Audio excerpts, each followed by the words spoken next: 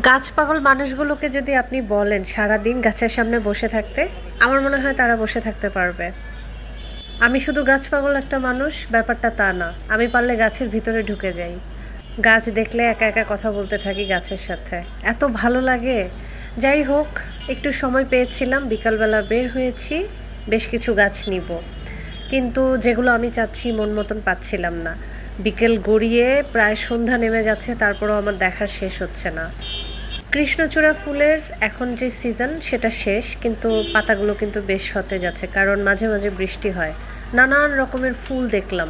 আমি গিয়েছিলাম বনাজি কিছু গাছ নেওয়ার জন্য, ওদের কাছে আপাতত কালেকশন কম আছে। টাউন হলে আসলেই ফুটপাতের উপরে এই নার্সারিটা পেয়ে যাবেন।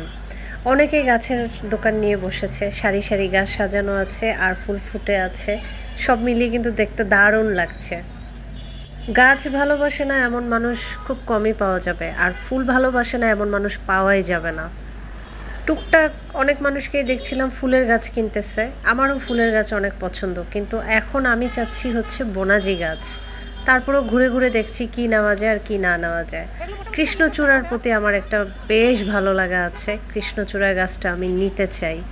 সিজন চলে গেছে, তারপরও গাছের এখন অনেক চওড়া দাম। কৃষ্ণচূড়া একটা গাছ পছন্দ হয়েছে, দরদামের চেষ্টা করছি, দেখি ফাইনালি নিতে পারি কিনা।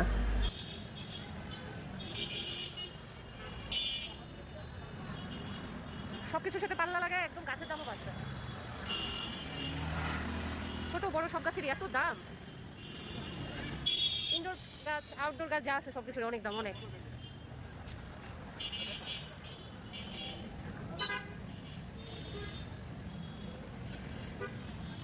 দেখতেছি